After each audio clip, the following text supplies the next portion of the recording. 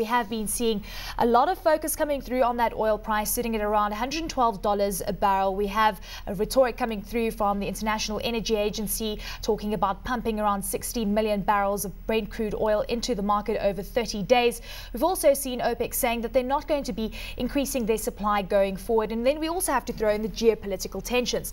As we mentioned, we will be setting the scene. Let's take a look at crude oil prices from a technical aspect. And Simon, you're standing by for that. Thanks, Eleni. Yonatan, welcome. Thanks for joining us on the show. We're looking at the crude oil. The key thing which we're seeing is it's been coming down in a bit of time. Certainly, we've hit that trend line at about 95. What I'm seeing here is the big red line you were saying to us, that's our 200-day moving average. That is always a significant level. Well, absolutely, particularly in a bull market. I mean, the 200-day moving average is obviously an averaging price of 200 days, which basically is the long-term trend of the market, the 200 trading days in a year. So we look at that as a one-year trading trend. And it also offers major support in the bull market. So often people are talking about buying the 200-day moving average, but it is, of course, also one of the most dangerous places to be buying as well, because you don't know whether the 200-day moving average is going to be changing direction or not. But as technical analysis, we've got to assume that it will continue with the same direction. Therefore, it is a good area to be buying this. But we're seeing other things coming through. We've got is this our RSI down here? The stochastics turning up. We've got a breach coming through here. So we're getting other signals suggesting to us as well that firstly the 200 is holding. That trend line, where's that sitting? About $95 on this particular price. So things really are setting up for a break. If it breaks through, what sort of price level are we heading for? Well, again, just to get back to these oscillators, the stochastics and the RSI oscillators, these are leading indicators in the market. So it does show some sort of direction indicator for the price of crude. Already we see a break in the stochastics as an early signal to buy the crude oil. RSI has breached its resistance level. Going through that. Correct, which is basically a suggestion that the current resistance level on the crude oil is going to be breaking.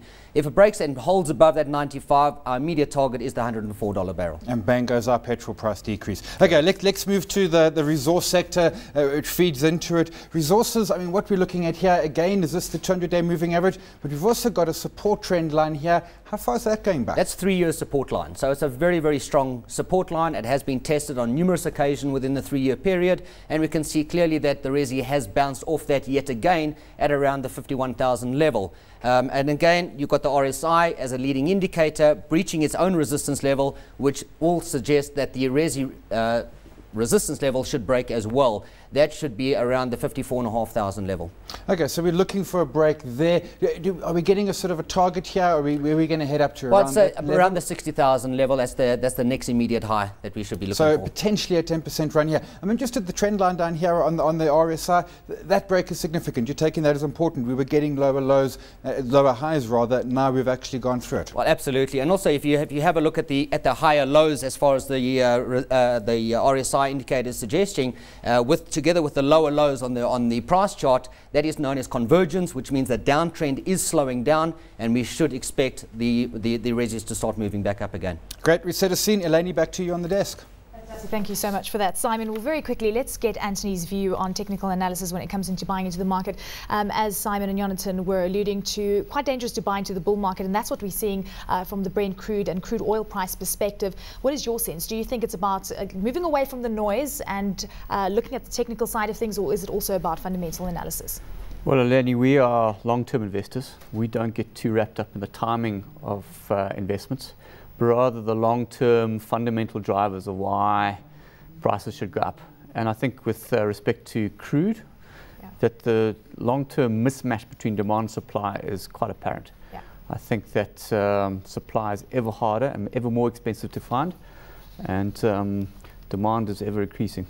Fantastic. On that note, let's delve into our first stock this evening. As promised, we're not only going to be looking at Sasol from a technical perspective, but also from a fundamental perspective. And investors have been eyeing out the stock for some time now. It seems to be one of the favorites, ending the day flat in today's session. But Sasol has market cap of 232 billion rand, PE of 12.5, and a dividend yield of 3%. So, Anthony, over to you. When you look at Sasol, again, as I mentioned, one of the favorites, it seems, again, you were talking about the discrepancy between supply and demand. We keep talking about increased demand as well on a global level, prices looking elevated. And then you've also got a rhetoric coming out of the company that synfuel production is going to be positive going forward. Yeah, I think the real reason to own Sasol is that it can very easily arbitrage the massive disparity between the gas price and the oil price, or distillate price. So, I think that's really the key driver of, I think, earnings going forward, or in terms of growth. I think that the market's also kind of overemphasized the negative aspects around Sasol. It's kind of has had production issues. Yeah. It's always relied on a very high oil price, being a high-cost producer, and there hasn't been really any catalyst for, or short-term catalyst for growth. But I think as they bring to market or tell the market more about their projects, specifically in gas to liquids, I think you should start to see this company get re-rated. Well, with regards to gas to liquids, coal to liquid plants as well, we know that they're in polymers and solvents and other side of the petroleum products products. Why do you think that they are so tied into the oil price? At the end of the day, we know that it's also affected by the local currency. Shouldn't it be based on different metrics? Because we keep seeing a very strong correlation between the movements of the oil and rand price and what we see on Sasol share price as well. Well, I think what drives really the share price is earnings, and earnings are driven by the rand oil price, essentially. Again, and also margins. So if the margins can widen through, lower input costs and higher, sales prices, that's going to, drive earnings and improve the rating. So I think that, I think the cash flows are fantastic. I think the growth potential in Mozambique and East Africa in terms of gas to liquid are fantastic. All around, I think this is a great stock and should do very well. We've got a one-year target price of about 480 Rand a share, which is significantly higher than the current share price. Okay, fantastic. Well, speaking of target prices, I think that now it warrants a little bit of technical analysis, and that's now over to you, Simon. Yonatan, again, I see the red line again, our 200-day moving average, but this time also pointing up. It kind of held a bit of dodging below it, but broadly that moving average is very much held solid, and we're getting a convergence down here on the MACD at the same time. Absolutely. I mean, Sasol has had a great correction since April, correcting sort of almost, 40 Rand a share. And again, I think that the Sasol is leading the crude price. You can see that it's very much similar to the crude oil price chart, except for the Sasol has actually broken its short-term resistance level, which is a very, very good sign, together with confirmations again from the leading indicators of RSI and stochastics. As you mentioned, you've got the stochastics converging together with the lower lows of the price chart. So all in all, a very good buy for Sasol. And what we're seeing here on the RSI is it was kind of bobbling along the bottom, now broken up through that, coupled with a resistance line here that it's gone through. What sort of target price we're looking at on Sasol? Because if I'm reading this correct, the break has pretty much happened, as you said, ahead of that oil price. Absolutely. And listen, I think that the intermediate target should be around the 380 level. But again, being a bull market and being a primary trend bull market, we will see new highs being taken care of in this market. You get into it, it hits 380, don't panic, maybe tighten the stop loss, see where it goes. If it wants to go to 400, Anthony mentioned 480, if it wants to go to those sort of levels, enjoy the ride, absolutely, take it as far as you can. 100%. Lenny, back to you. Fantastic. So then I assume, Yonatan, you saying that the stock is hot, right? Hot. Brilliant. Okay, so over to you, Anthony. Sasol, not only in India and Uzbekistan, we know that they're at a feasibility stage at this point, looking at some of the projects there. They operate in Canada. We're looking at gas to liquid in Qatar. China also under the spotlight. So across many geographies, what are the risks for you, for Sasol? Well, obviously there's political risk in some of the more frontier markets like Uzbekistan. China, there's obviously IP risk.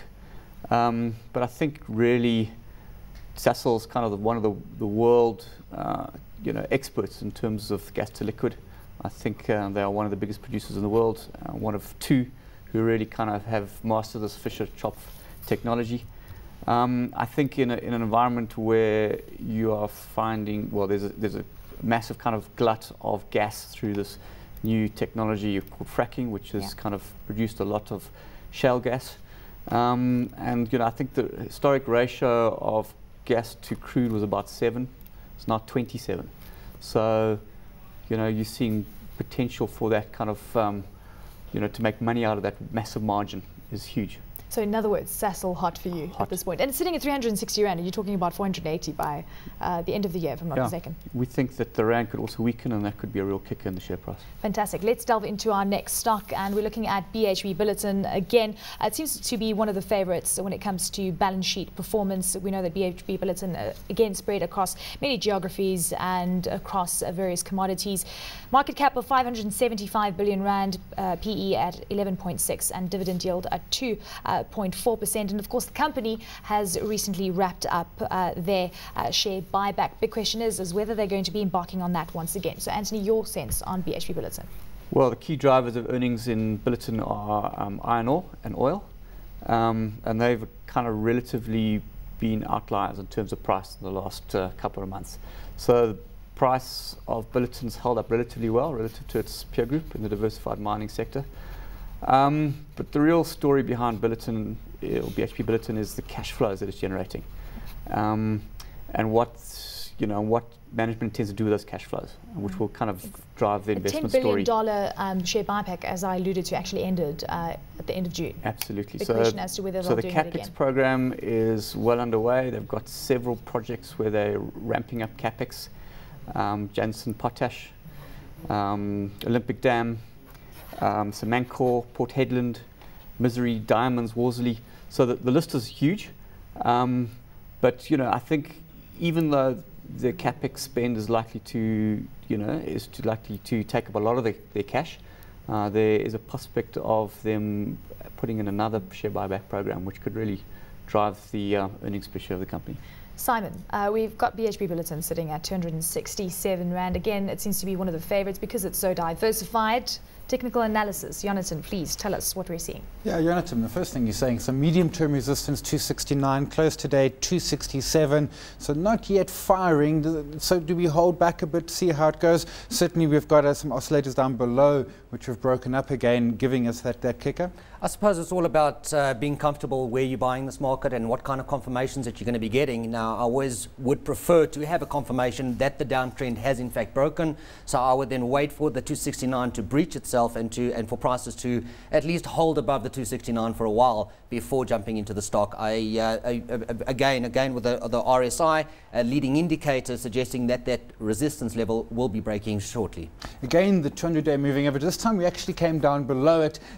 Probably caused some consternation with some traders out there. The slope was up, but we now got back up ahead it again and above that, as you said up front, that critical level. 200 days always something to look at. It's your year in review. Well, absolutely. And again, a lot of traders will misunderstand the 200-day moving average. A lot of people would say, well, if it breaks the 200-day moving average on the way down, that is classified as the bear market. But in fact, the direction of that average is actually the all-important aspect. So if it's pointing up, we're still within that bull market, and it is a very good area to be buying BHP Billiton. What sort of target are we looking at? Would we be getting back to these sort of levels, which are around the 290 levels, or could we even move on to 300, perhaps beyond? Absolutely. I think the intermediate highs of the 290 level, but again, this is a continuous bull market, so we should see new highs being implemented, and we should see the level of 300 being broken.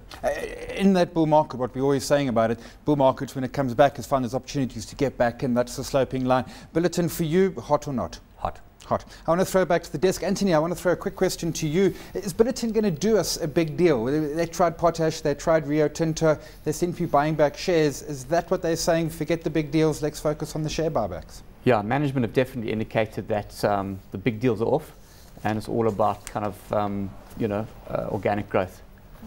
I mean, it's quite fascinating. We're talking about them sitting on quite a large cash pile, and they are rather going into share buybacks as opposed to dividends. It seems they're quite sticky on that. What would you prefer as an investor, dividends or share buybacks?